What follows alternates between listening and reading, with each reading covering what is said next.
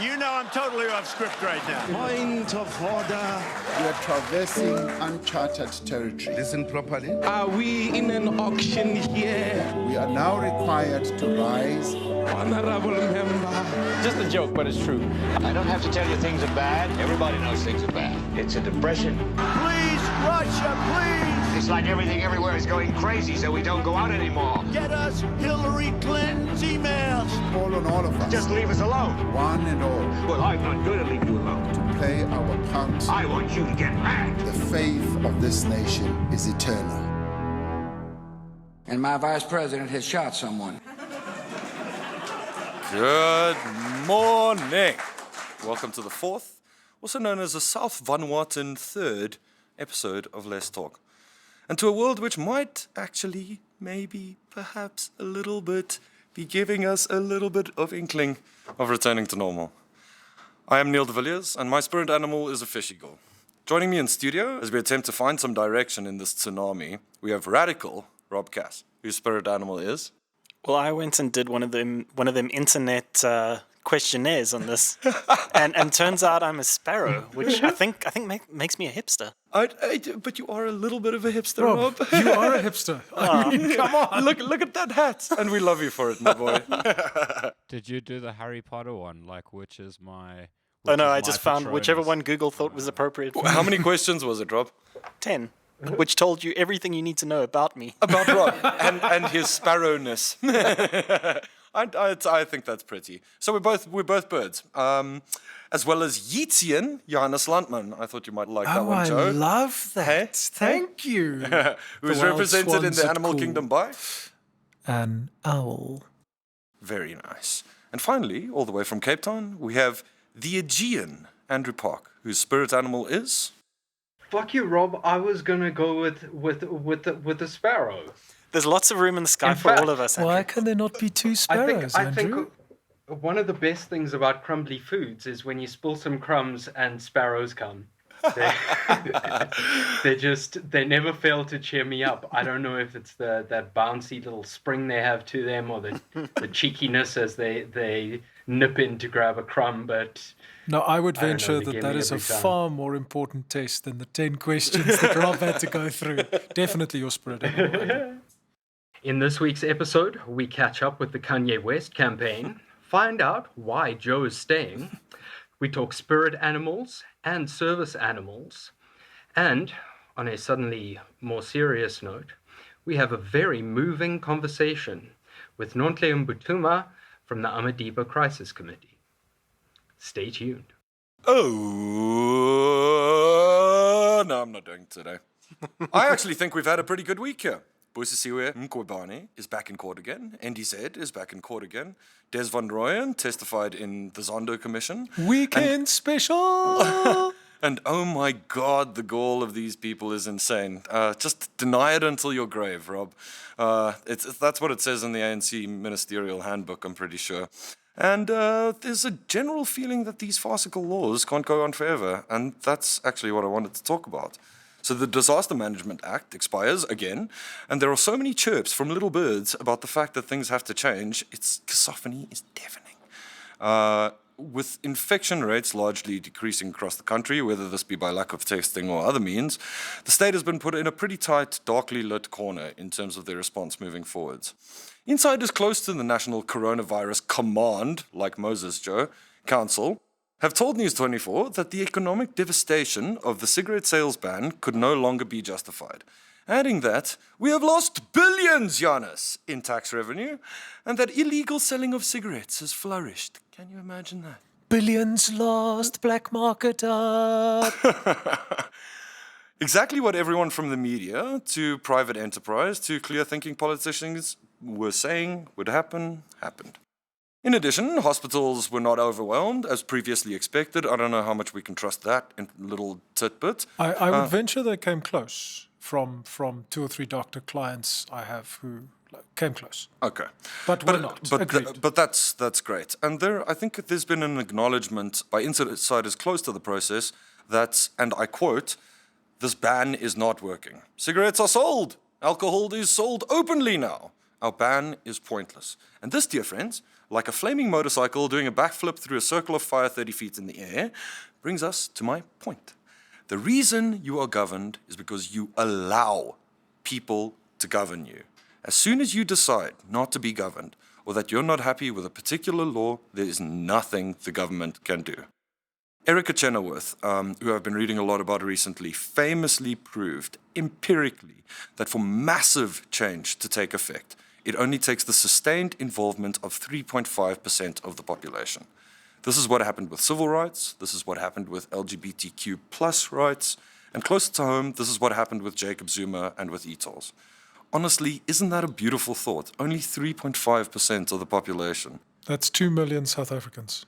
I mean, I think we could get there. I think we're an emotive enough country that we could rock that. I think her point was also that she carries on, obviously, in a dissertation, to say that mostly it could be far less than that. But that is the kind of median for these things. And we're constantly bombarded by how big these people are, these organizations, businesses, government. But they can actually do nothing without you. Last week, I applauded people for defying the government ban on liquor and selling it in their stores, restaurants, and out of their car boots. Not because I believe the ban is wrong, but because there's no clarity, there's no forward-looking thought, there's no self-assessment on the part of the state. And despite a tome of words saying otherwise, there is no recognition of facts, data, or science.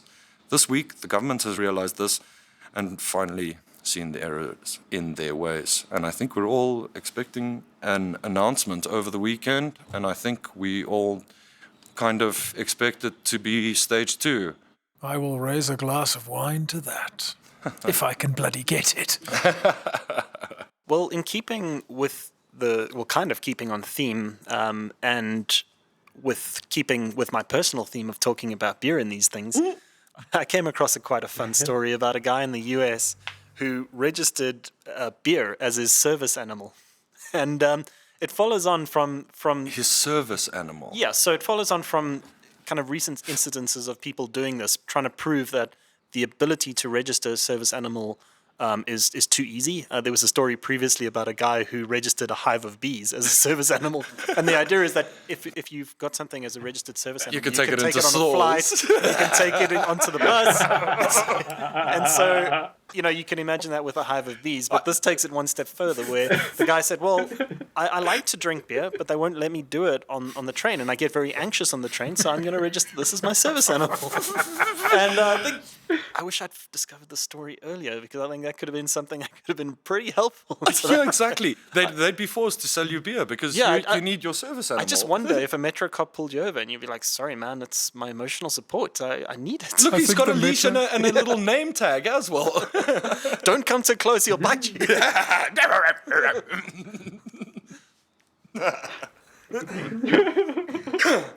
Thank Jesus, you, Rob. Neil, that sounds intense, man. That's 20 a day, my friend. Welcome to the world. Cigarette ban's not holding you back. No, definitely not. Anyone else? I've got one. It's slightly serious, but quite fun. I hate Facebook. I think it has, in general, done far more damage to the human race than good. And that is the least emotive you will get me on the subject. However, in the dark, decrepit, hateful depths of excrement that is Facebook, I have found a diamond. Very big, very beautiful diamond. And I would encourage all our listeners who frequent that evil tableau of death and destruction to check out #Imstaying. You may have heard of this before. You may have read or seen this before. Mm-hmm. So I can't actually do these guys justice.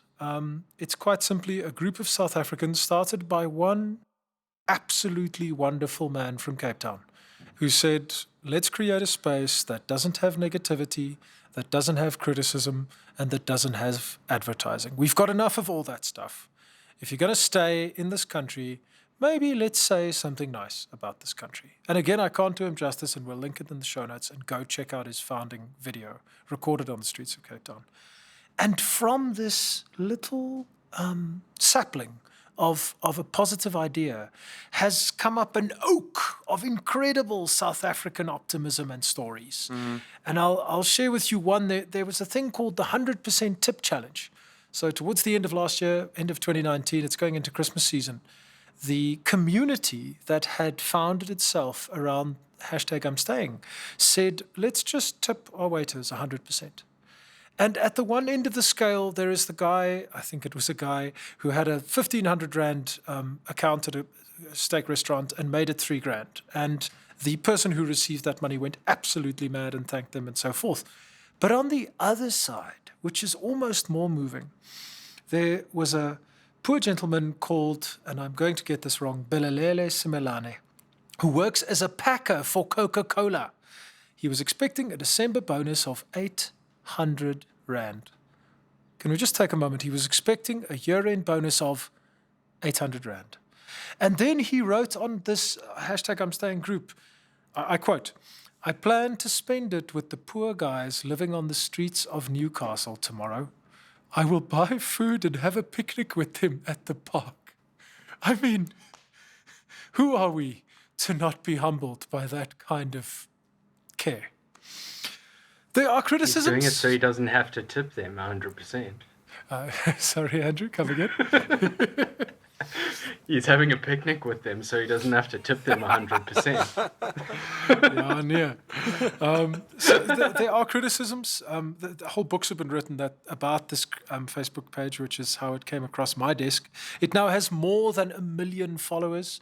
Those followers are not only wealthy upper-class white people who have the option to leave hashtag Imstaying. They are people like young Belelele, who spends his bonus on a picnic in the park in Christmas. There are other criticisms of the group. They're denialists. They don't allow criticism of them, etc. That's fine. Let's create a space where we can actually share some positive stuff, because it's gorgeous. Okay, I'm done. Thank you. That was moving. Joe? Cheers. Thank you. Gracias. Yeah, Imstaying has created a massive following. I see billboards up about them. And I like those billboards. I'm so sorry. Those billboards happened for free. Someone saw the group, and there was a network of people who weren't part of the group who all spoke about it, and one owned a billboard and one owned an advertising company. Boom! They went up. Bang. And from the little that I've spent on the group, it's just such amazing South African stories. My closing point, perhaps, is it shows you when we put our... It's such a wonderful South African word, forgive me for the swear word. When we put our cuck aside, we are all South African, and we're in this together. And the amazing things we can do and share and accomplish. Okay, I really am done this time. Very good indeed. Andrew, what are you gearing up for there?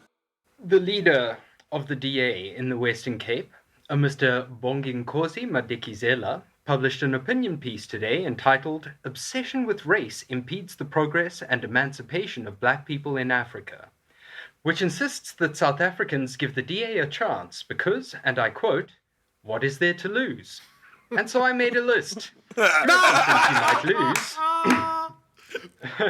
Please do tell if you us vote more. DA. Number 1, your only shelter in the midst of a pandemic. Number 2, a fee for sleeping on the street because you have no shelter. Number 3, your taxes wasted on things like additional armored police vehicles for evictions and such. 4, opportunities to address spatial apartheid. 5, the freedom to discuss race in a country rampant with racism. Mr. Madikizela practically wrote that little one for me. And 6, you stand to lose a little piece of your soul every time H. Zilly tweets revisionist history to justify some nonsense about reverse racism. Andrew, I'm sorry. I joke about her tweets. Last week I thought you had it with the Harry Potter, but this is absolutely golden. H. Zilly, hey? You like it? In the hood. H. Zilly, yeah. That's not mine, but it is a fave. Anyway, I'm halfway. I don't know if you want me to do the next part. Yes. Cut it if it gets too Rob long. is going to interject and then you must continue. I mean, if nothing else, what inspires confidence in a politician more than, what have you got to lose? Yeah. Right? As if it weren't a weak enough argument on its own. Yeah. Amen, bro. Give us the other half. Yes. Here she comes. Okay, well, I joke about her tweets because the devil can't abide mockery. But the concept of reverse racism is dangerous and can have some very visible effects. Oh, yeah. For example, a boycott was organized against Spur after a large white male was banned for assaulting an African child in one of their restaurants. You may recall it was some time ago. Many branches have seen their turnover fall by more than 20% as a result of this boycott, with one reporting a 45% drop in turnover. This is certainly not the kind of civic engagement we intend to promote on Let's Talk. So how did someone convince all these people that Spur should be punished for doing what was obviously the right thing? Well, the allegation is that Spur's decision was racist because they ejected the attacker, but not the mother of the child, who had allegedly made comments about the attacker's race. In other words, she was also at fault, but only the white guy was banned. Reverse racism. Boo-hoo. Now, I hesitate to put all of this down to demographics, but apparently the boycott has been most successful in areas with more white Afrikaners. Neil and Johannes, you're technically white Afrikaners, so I think it's about time you talked some sense into your people. What is it you think they need to hear right now? How do we snap this? my friend. Put us on the spot here, Andrew. Why don't you just rip us a new one here? I mean, you know, rural South Africa is not like the cities. I mean, you go only 100 k's outside here, you speak the same language, but you have different ideas, and it's amazing how you can be so diverse, so forward-thinking as a country, you know, in certain ways, and so crazily segregated still, and old school, and steeped in your bad traditions, and holding your same biases that your people have held for generations. I mean, it's. I've got a. You guys can tangent gavel me. So Jan Smuts was one of 8 people on Earth who Albert Einstein claimed understood E equals mc square.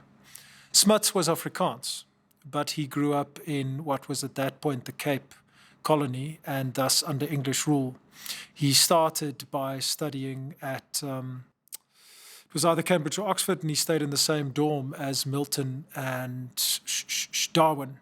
In fact, the dorm father, the person who ran that school, I'm embarrassed that I can't recall the name, said that Smuts, Milton, and Darwin were the 3 greatest minds that had ever passed through this centuries-old institution. What is my point?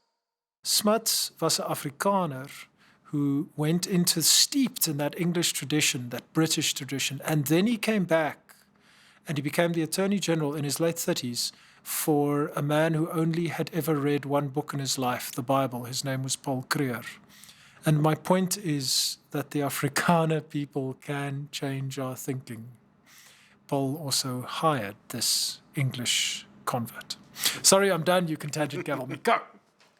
How's that for an answer, Andrew? I'll take it. Thank you, gentlemen. Sorry to put you on the spot. Happy to. No. I felt you'd been silent long enough.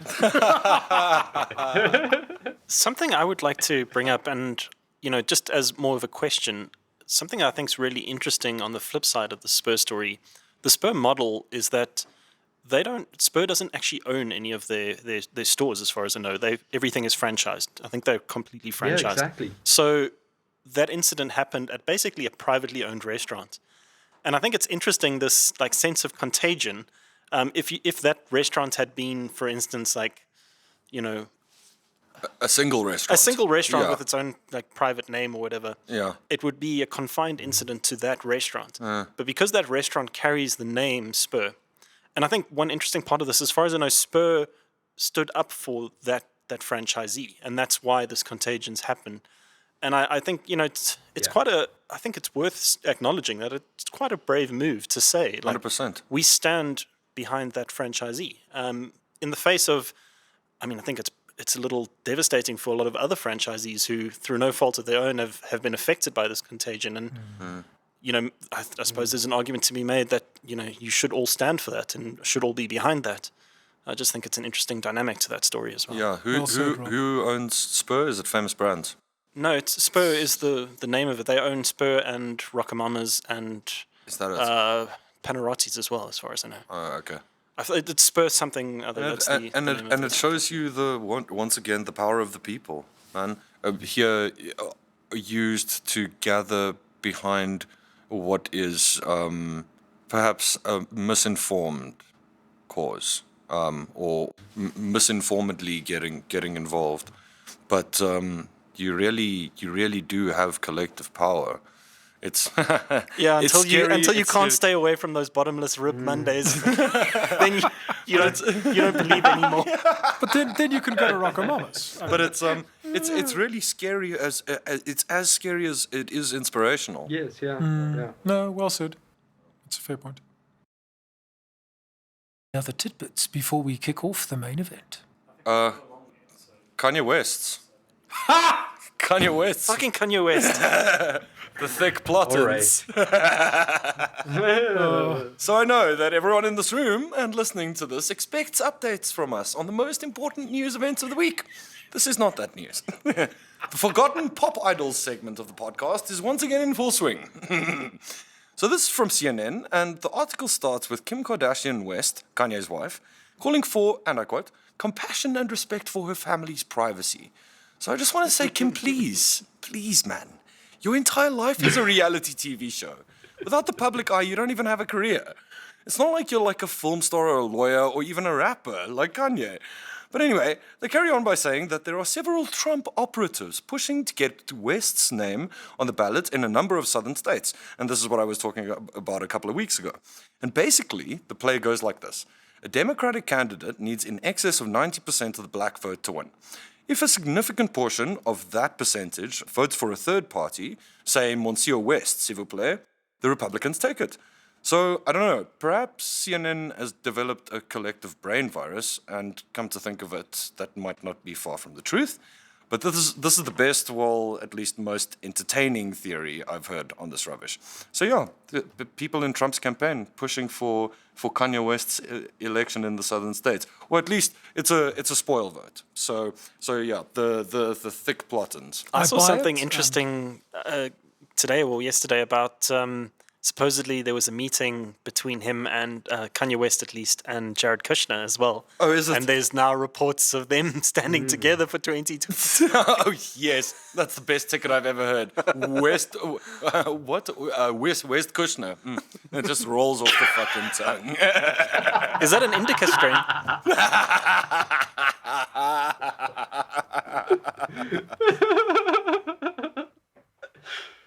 Okay, great. And I think that brings us neatly to our main topic for this evening, which is Civic Life 2, organizing outside the state but inside the law.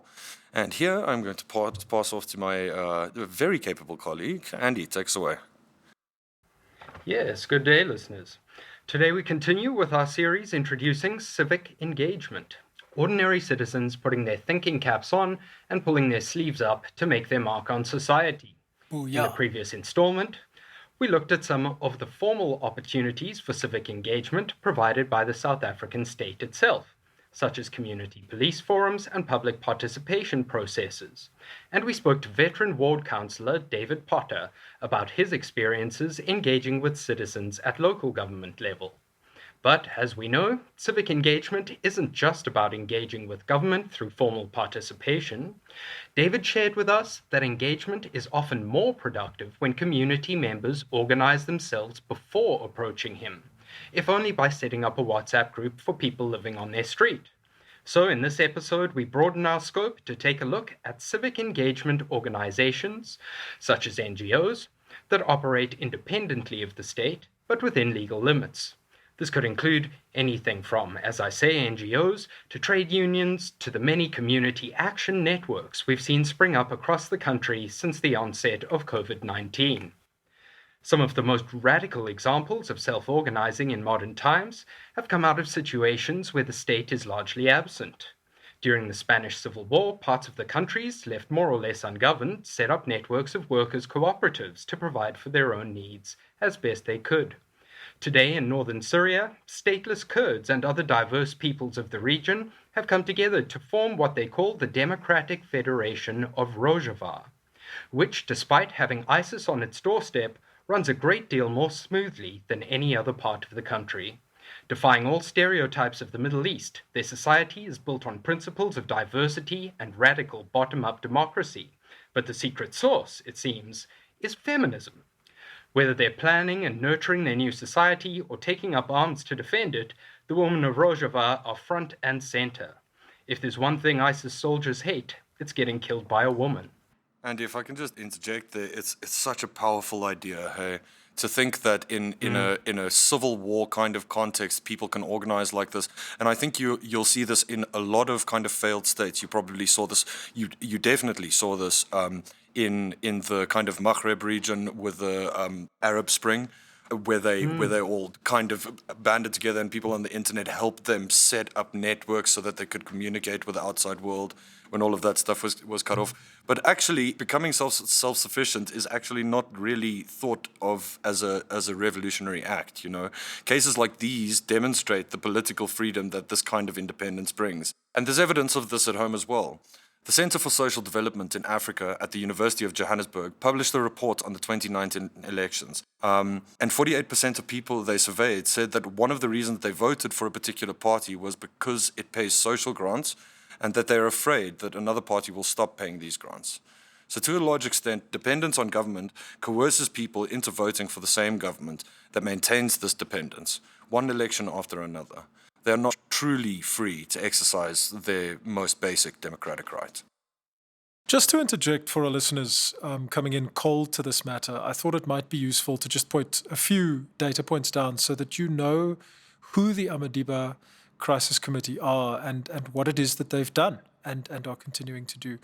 For more than 2 decades, the South African government, in joint venture with an Australian mining company called Mineral Commodities, have been trying to mine a section of the Wild Coast. Now, those of you who know it and have been to it or have in any way experienced it through other media, it is an amazing and magical place. It is also a very spiritual and important home and land to the rural communities who live there.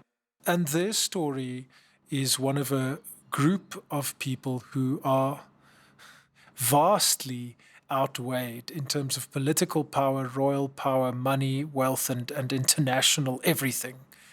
And yet, this group of people have managed to preserve their way of life. Indeed. So, as Johannes says, our guest today is Nonhle Mbuthuma from the Amadiba Crisis Committee, whose confrontations with government, especially around proposed mining near Xolobeni, have received much attention in the media. What you may not know is that the committee also does a great deal of organizing within the Amadiba community to address crises like HIV and COVID-19, help people meet their basic needs, and attempt to fill in some of the gaps left by inadequate service delivery. There are many of those. Indeed, much of the reason behind their bold defense of their ancestral land is that pollution could make it impossible for them to continue growing their own crops for subsistence. Nonhle, welcome to the show. We're really thrilled to have you. Oh, thank you. Thank you for welcoming me in your show. And I'm just greeting to all the listeners. Fantastic. Perhaps we could start by hearing your story. How did the story begin? How did you find yourself in this activism? I just find myself in the middle of this struggle. Because when I grown up, I never think of me that I will be an activist. But I understand that since I was a young girl, my grandfather, he was a Pondo revolt, a veteran, actually. And also he was very good teaching me how the importance of land. And he told me stories of how they defend the land. And why the land is so important. And he always tell me that he's done his part. Now it's my part to make sure that any decision that I'm going to take about the land, but it's not going to affect my children, as he's done to make sure that the decision that he have taken for himself, it was not going to affect me. That's how I find myself in the struggle. And then I just realized that the same struggle that my grandfather he was involved, and I'm still involving to the same struggle. Amazing. The struggle never ends. And when we think we finish fighting, we are lying to ourselves. It means that even our children and the children of our children, they will continue to the same struggle, because if we just given up to say that we're finishing the struggle, that means we are putting ourselves in the cage, because the problem is the problem after the problem. Yes, exactly. Yeah. So as we understand it, Nonhle, the work of the Amadiba Crisis Committee has some of its roots in the broader struggle of the Ponda people for self-determination. Could you give our listeners just a taste of the historical context? The struggle of Amadiba is very rooted from the Pondo Revolt, because during the Pondo Revolt in Transkei, before 1994, there was a time where the land was being invaded, and it was our grandparents were being told to move away from the land in order to open a space for a development that was not even known what type of development, where they were being pushed in order to be in the squatter camp and to reserve some part of land. And they fight that time in 1950s to say that no, we can't be separated to live somewhere and then the land live somewhere, because as human beings, in order to survive, we need to live together with land. And it was a very difficult struggle, where they've been told that the farming areas will be separated, will be there, and then the grazing land will be there, and then the household will be there. And our grandfathers, they said that if you do that to a human being, you disconnect that person in a way of, you disconnect to the social fabric, you see. That is why they fight to say, no, we're not going to move, to be separated, because all those things that we are living in, it makes us to live as we are living today. And then we just find the same strategy when they discovered the mining to the same land, where they told us that we're going to move in order for the mining to take place. And then we asking the same question, where our grandparents, they were asking that if we move here, that means you're separating us from the nature, because nature and the human being are connected. Now, when the Australian company discovered the titanium, they told us the same thing, that we need to move in order for the mine to take place. And then we said, no, we can't do that. It was the same no, where 1950s, our grandparents, they said, no, we can't move, because we can't be disconnected to the nature. Even us, as the second generation, we said, no, we can't be disconnected from the nature, because as human beings, we're dependent from nature in order to survive. But the nature can survive without us. Now, if you disconnect us from the nature, that you are killing the human being. And Nonhle, if I may, just for the reference of our listeners, please, when did the recent fight with the Australian mining company and their South African subsidiary, in what year did that begin, please, and how long has that been going on for our listeners? Honestly, the Australian company just arrived here early 1996. And since then, 1996, we never rest until today is 2020. We are never rest since then. Your battle around keeping your land sacred and safe and for yourselves is almost as old as South African democracy. Oh, yes, of course. This battle, for myself, I didn't believe myself that this time of the century, I will still fighting for make sure that our land has been saved, our households have been saved, our ancestral land have been saved. I never, ever, ever think after 94 that we're still going to fight the same battle in South Africa, out of all the countries after we win the democracy. But it means that democracy, it was for individuals, not for all of us, because we are still fighting the same battle, that the battle was being fought before we won the democracy. Nonhle, again, for our listeners' reference, please, an Australian company called Mineral Commodities Limited, MRC, through its local subsidiary Transworld Energy and Minerals, TEM, tried to approach your community and effectively buy out the land and buy out mining rights.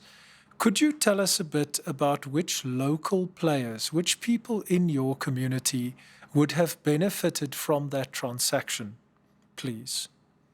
And who would have been excluded as well? The South African law, if I may just go back a little bit. Please. It's more after 94, we're just saying that the black people were never been included in the economy. And then they form so-called black empowerment economy, where they said that the blacks must benefited from the economy. This is exactly what is happening in Kolobeni right now.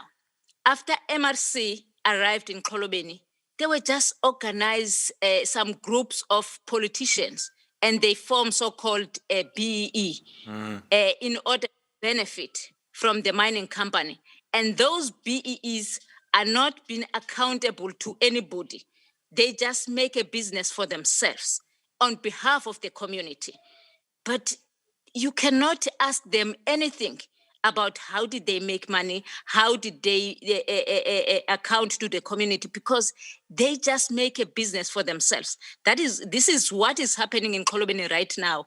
MRC is making a deal together with those group of politicians. They are calling themselves BEE. And then they exclude the entire community. Is not even part. And when you ask how the community is going to benefit, let's say we agreed that the mining must take place. But when you look, the community is not even included. The mining company always says that the community is going to benefit through the BEE. But the question, how come the community can benefit from the BEE? The BEE was never been introduced to the community, and the community was never appointed the BEE. Those are the questions that we have.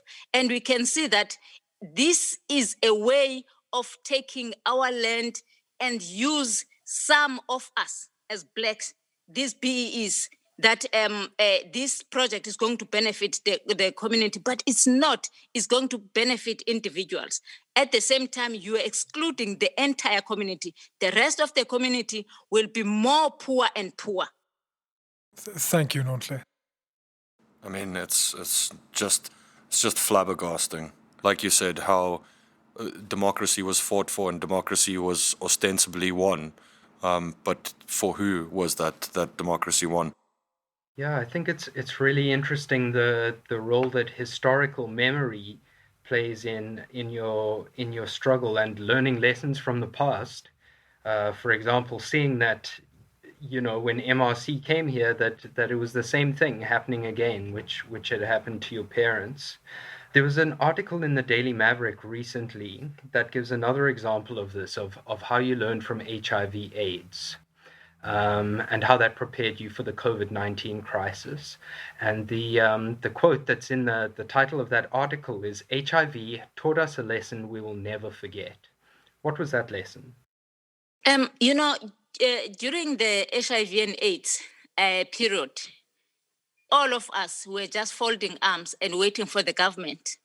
That government is going to come and do awarenesses and tell people what's the HIV and where people must go.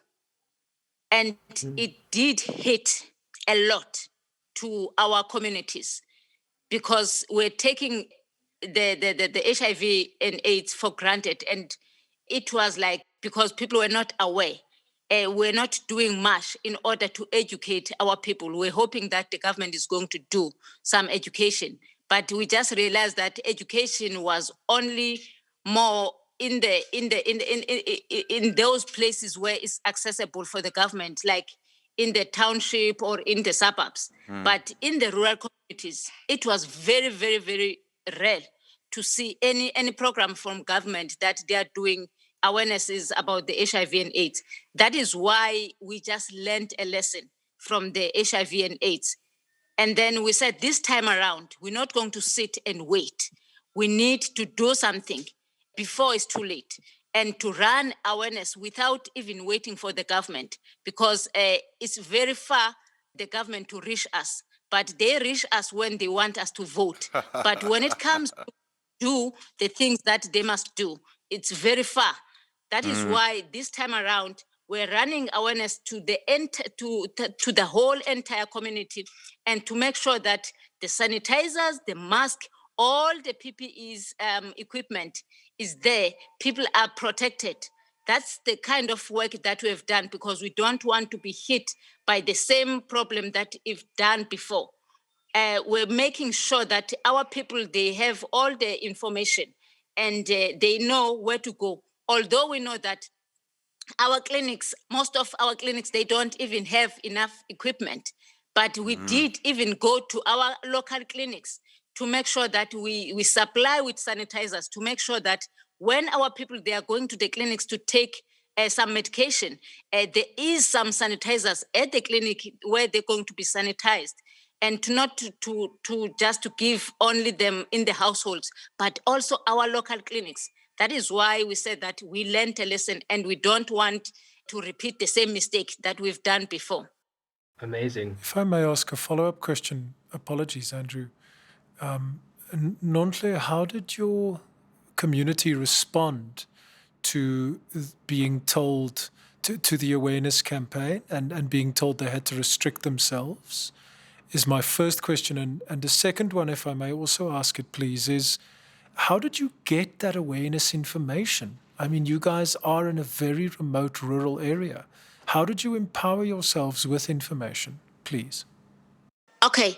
Honestly, it was very difficult for us to get all the things, because during the State of Nation of Address, if the COVID-19 was being included on that Nation of Address, it was going to give us time to prepare, but there was nothing. And then when we're preparing for celebration of a Human Rights Day, that is where we heard that there is a COVID-19. And then things were so rushy, but we just try by all means to go to Google and see what is this COVID-19, because there was nothing. We're hoping that maybe the municipalities, local municipalities, are going to come, as we do have councillors, to help us with the information, the booklets and everything. But there was nothing. Instead, we just go to Google, and to make sure that we read and we print out also some documents that we found from Google. Otherwise, it was going to be very difficult for us to get the information. And because of the other NGOs that they were helping us, like the Benchmarks Foundation from Joburg and the AIDC from Cape Town, some of those NGOs also, they did help us to give us more the booklets that we can hand it over to the community, because the time was very, very short for us to bring the community together, because in our rural community, it's very difficult where you think you're going to run an awareness by the phone, because most villages, there is no access to the signal is very, very weak. Or some villages, there is no signal at all. In order to pass the information, you need to call people, you need to bring people together. But the COVID-19 regulation were not allowing that to bring the people together. But we did push to make sure that our communities, they have been informed. And how did the community react? Oh, yes. The community were shocked, actually. To hear that there is this virus, because some areas, they can't even reach the radios. It's worse when you talk about TVs. People, they don't even access to TVs because there's no electricity. They will not even understand what we're talking about, especially when we explain the do's and don'ts, because for them, living in the rural areas, people are sharing everything. Now, when you told them that you must not share as from now, people were just thinking, are you crazy? Are you sure? You told us that we are no longer doing the ceremonies. We are no longer drinking beer, sharing one bucket of beer, all of us. Where this virus come from? People were shocked and they did not believe that something is real. Incredible. Thank you. Nonhle, Rob here. You've spoken a little bit about communication, and that must obviously be pivotal for an organization like the Amadiba Crisis Committee. What methods of communication do you use to inform, coordinate, and consult with the community members? One of the things we read in that article was something about a push telegraph. Will you tell us a little bit about how you communicate? When it comes to the communication in our rural areas, it's very difficult. It's really, really difficult. But we try by all our best in order to make sure that the communication is go through to the entire community. And I can make an example where the DMR was just coming to announce the mining rights in 2008. For us, how did we know? I was just being called by a journalist. And it was like around 3 afternoon. And they said that the minister is coming to your community to announce the mining right. And I said, what? And you can imagine when you head around 3 afternoon, how are you going to pass the message to the entire community? Yeah. But we try by all our best to make sure that all the 5 villages, they know what is happening tomorrow. And we send horses to run and send the message, because even if you bring the loud tailor, people are sitting inside the household. And when it's the loud tailor, people, they just think it might be somebody is selling or buying the old stills, People, they don't listen the loud tailing. It's not, they are not used to. We send the message like that to people to run with horses to make sure that the entire community is there. And then the other example, where during the lockdown, because we've been told that people must stay in their own provinces. And recently, we just saw there's some fishermen, and when we see the number plates, they're coming from another province. And then we're asking ourselves, how did they go through to the roadblock? And then we just realized that we cannot just allow people to come from another province, because we don't know how safe we are. And we did try by all means to call the police and call the fisheries department, their law enforcement, to come and enforce the law. But all of them, they failed to do so. This is where we just said that we don't have an option. We need to push these fishermen out from our community. Otherwise, many people, they will come to our rural community because they know that there's no police station, there's nothing. But they forget that we are there to make sure that our land is being protected and our people are being protected. That is why we just make sure that during COVID-19, nobody is going to come in and out because it's in the rural. Yes. And I must just tell you, Nonhle, that I must just tell you, when we heard that you sent people by horse, everyone here is literally taking off their hats to you. I mean, it's absolutely amazing what you guys are doing and the kind of organizational structures that you've put in place. Nonhle, I have a follow-up question to that. We've talked about how this has been an ongoing struggle for decades. And one of the things from reading all the coverage over the last few years of what's happened in your community, it seems like there's been an attempt to undermine the legitimacy of your representation.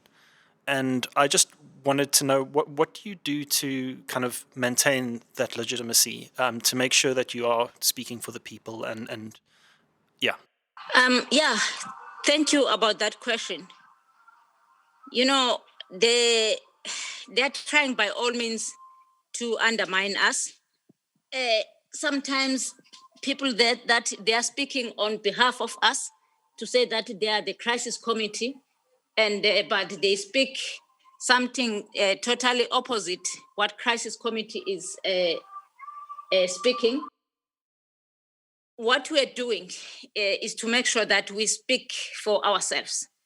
And we are fighting for our right to make sure that we've been heard.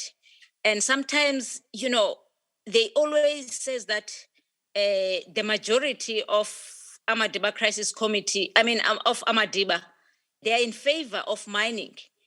And sometimes they bring people from outside in order to make us minority, that there's few people that they are in favor. They are not in favor. The rest, they are in favor. But we don't even given up. No matter how they try to undermine us, to bring people from outside and to pay people to speak on behalf of us. The recently one where the minister, Gwete Mandasho, was here in Kolobeni, and somebody was just coming out of the blue.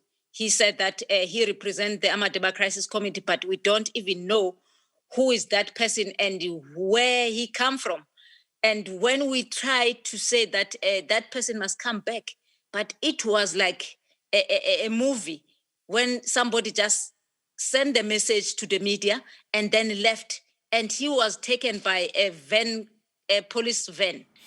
And when we tried to say to the minister, please, minister, tell that person to come back, and the minister said, no, the meeting is over.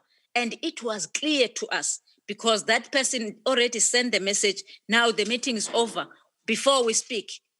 That means they were trying by all means to undermine us and to send the wrong message to the public to say that now Crisis Committee, they are in favor of the mining. Unbelievable. But we continue to make sure that we're going to send a clear message to the public that we'll never support the mining and we'll never ever support the mining. Mining is not in our priority.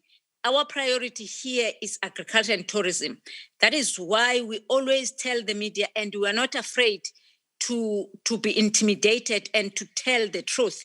No matter we see some of our leaders are dying on the spot, but we keep telling the truth because we know that the truth will set us free.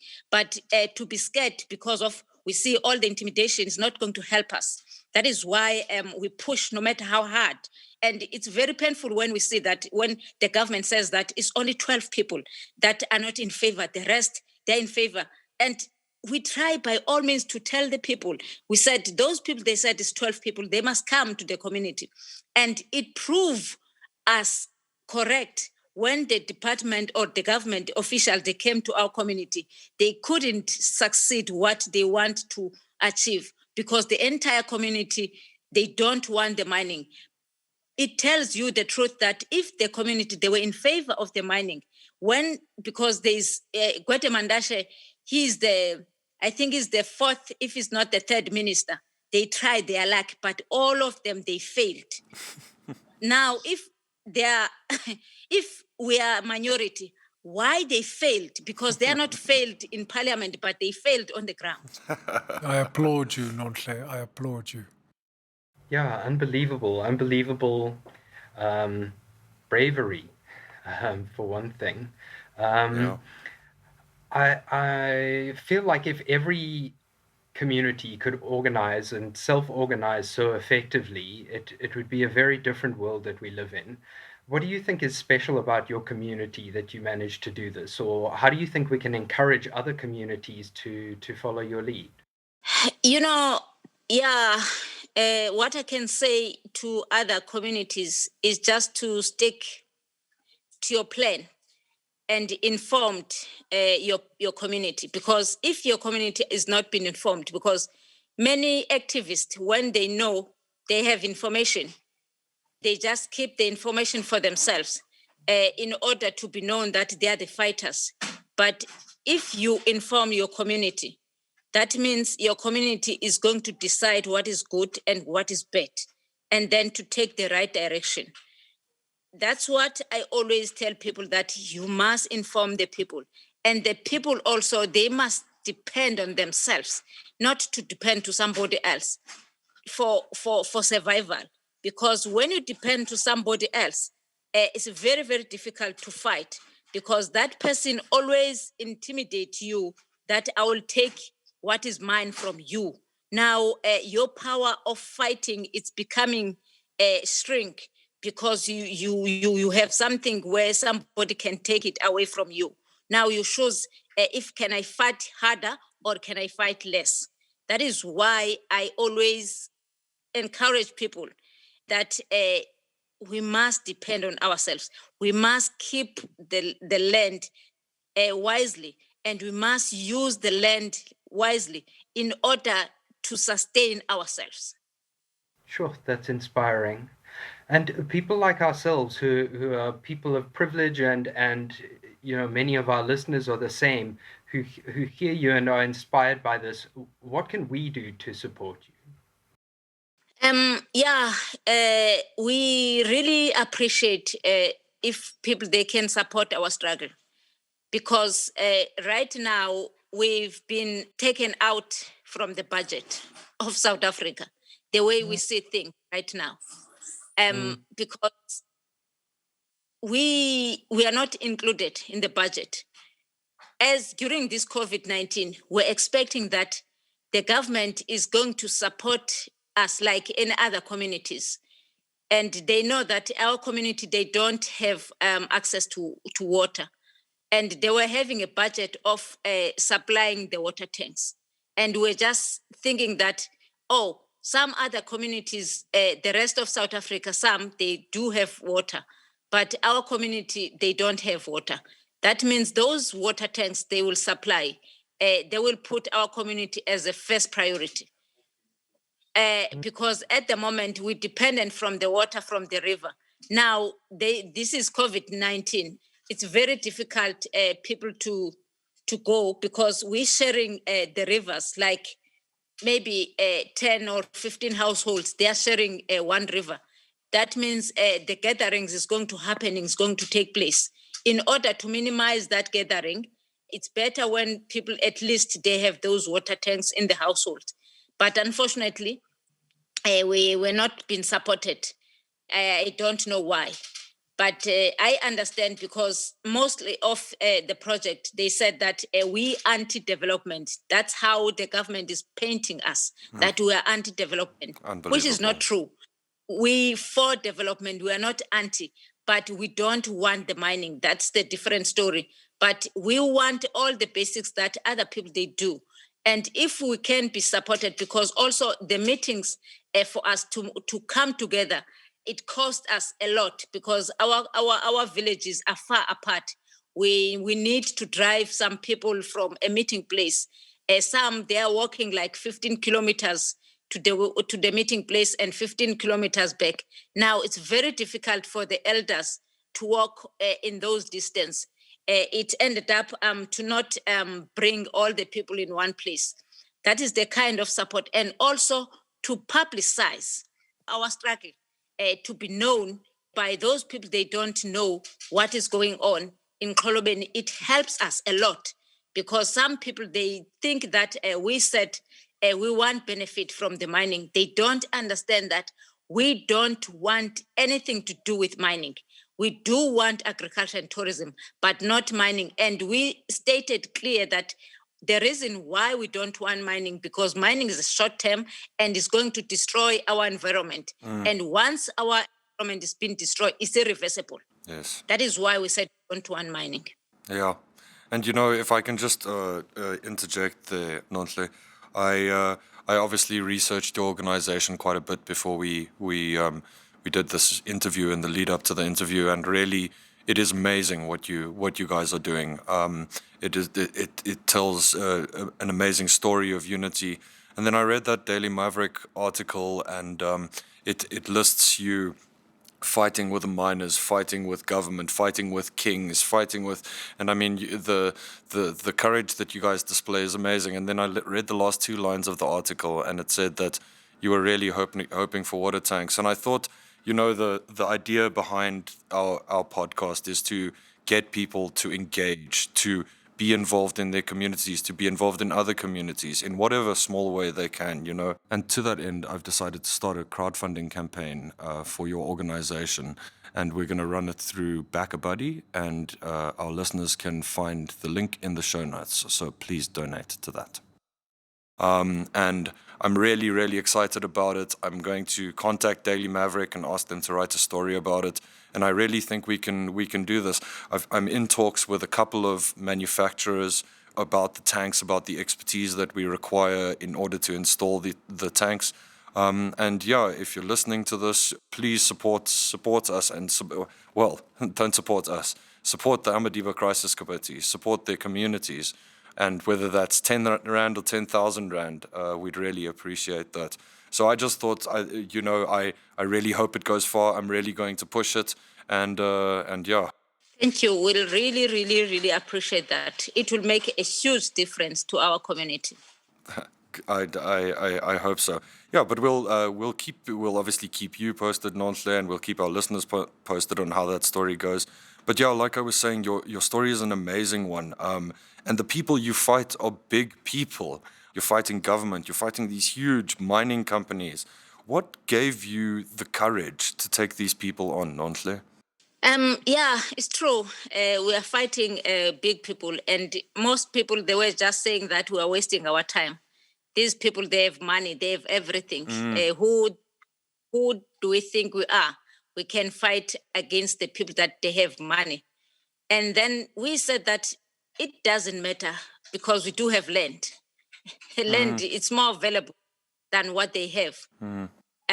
We cannot just give it up.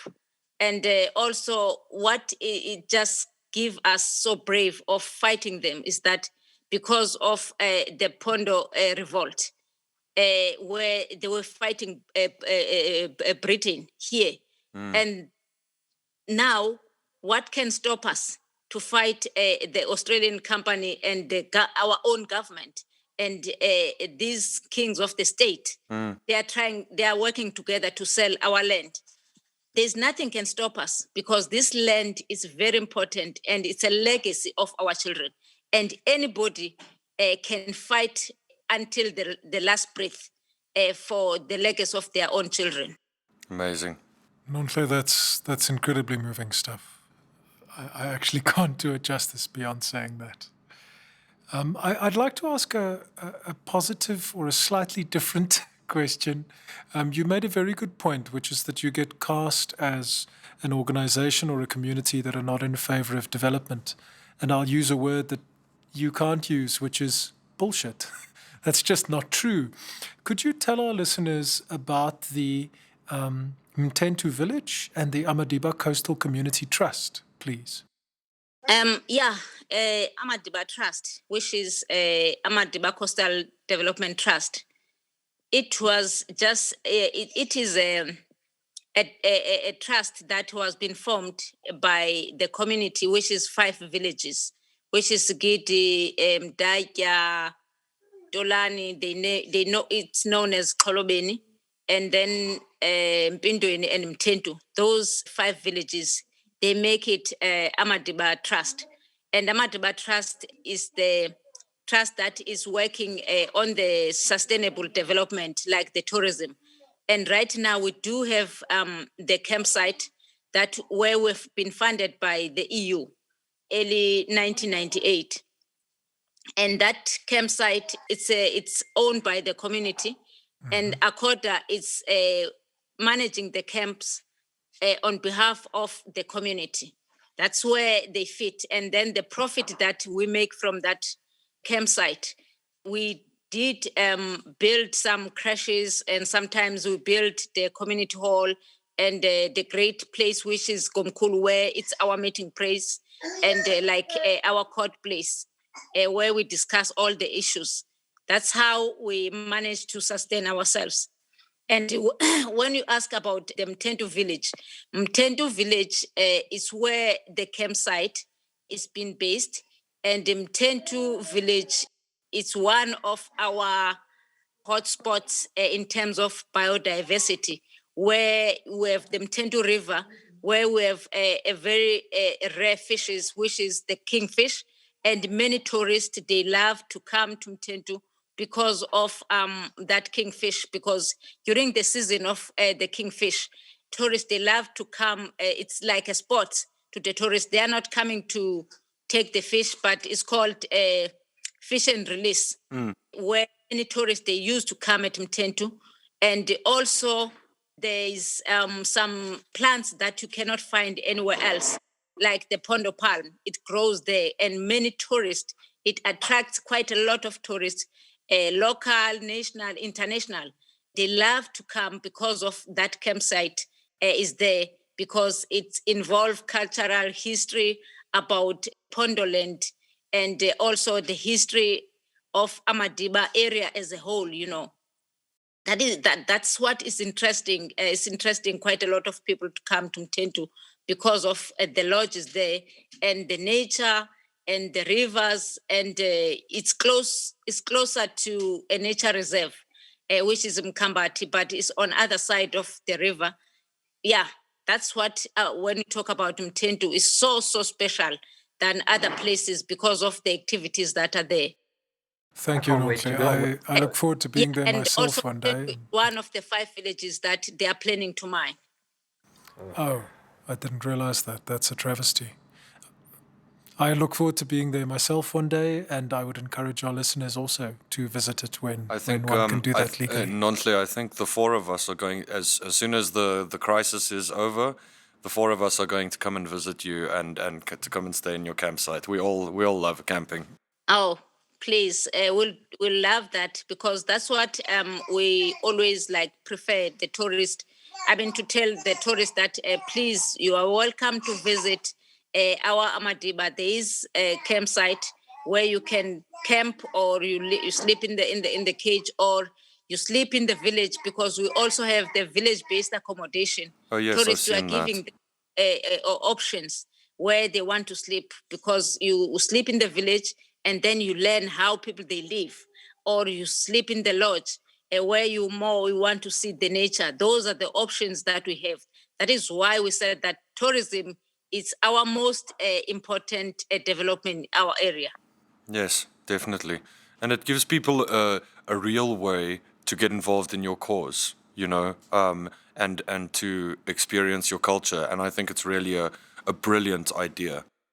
Just a couple of final questions. Where can our listeners find you online, or in general? Do you have a website? Unfortunately, we don't have a website at the moment. We rely on Facebook because we publish everything what is happening on our Facebook. There's our Facebook. It's called Amadiba Crisis Committee Facebook. That's where at the moment you find us everything. That's perfect. Okay. Thank you. So we get all our updates there. Unless anyone else has further questions, Go for I it, think we can Andrew. wrap it there. Okay, thank you so much, Nonhle. It's been so inspiring listening to you, and it is an absolute pleasure and an honor to promote your cause and tell your story. I hope lots of people listen.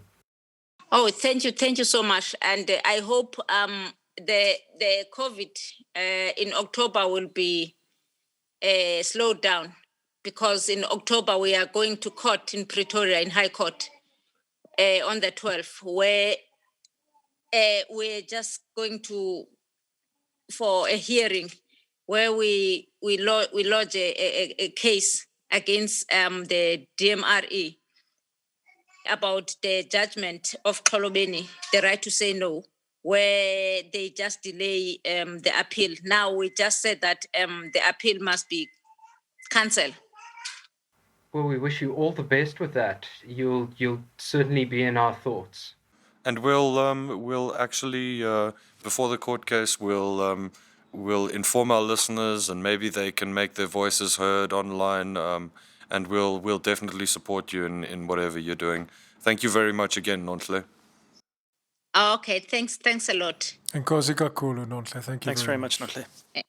Enkosi. Thanks. Bye-bye. Hambani kakuhle. Bye.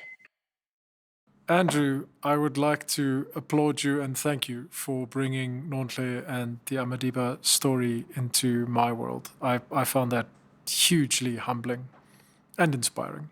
Thank you. You're quite welcome. That was pretty great, huh? What did you think, Andrew? A stirring soundbite or two in there. Such as, yeah? When she said, ripping us away from the fabric of society, like describing their connection with nature. And for you, ripping soundbites for you, Andy? Yeah, she was talking about how as long as they continue to struggle, they'll win.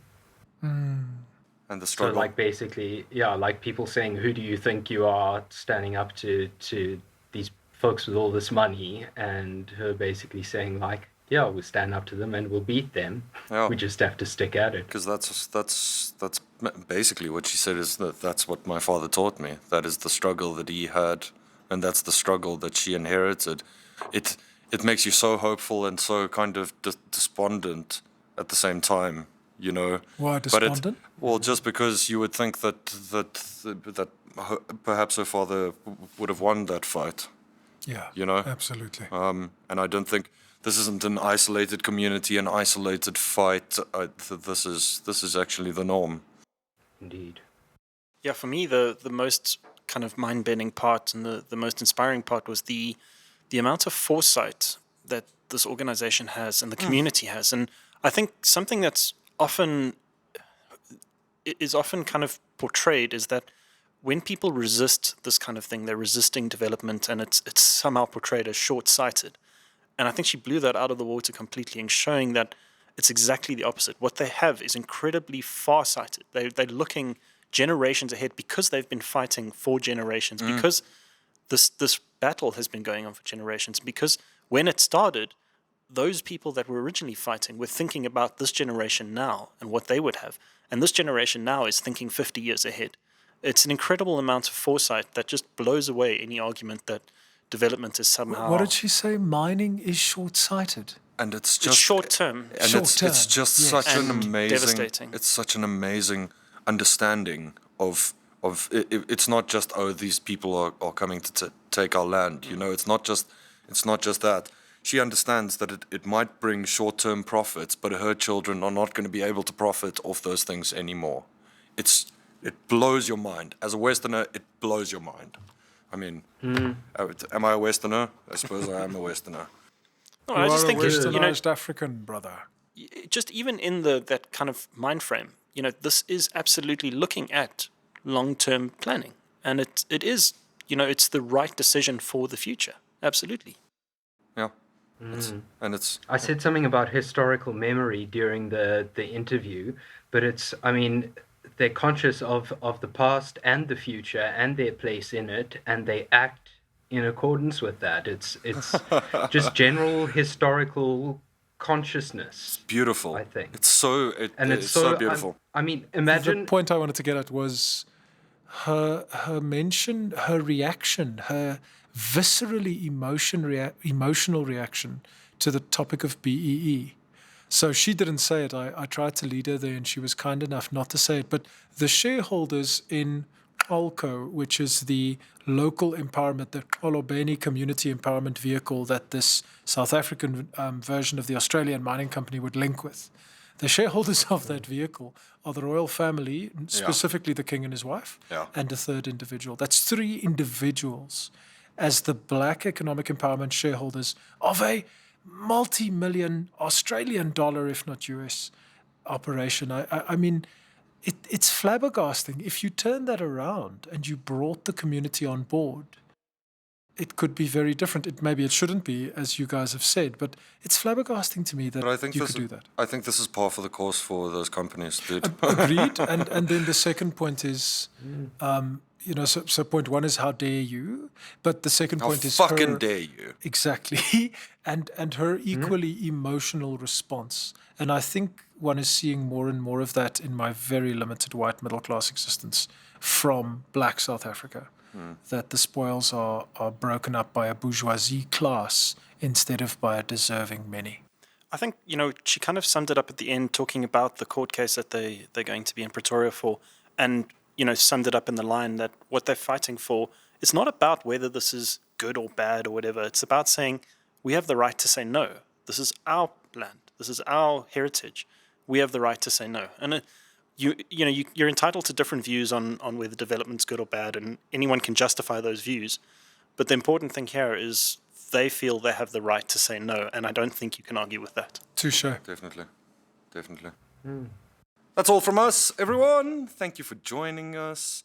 Thank you to my comrades, Mr. Rob Cass, Mr. Janus Landman, Mr. Andrew Park, and our technician, Mr. Francois de Villiers. Good night.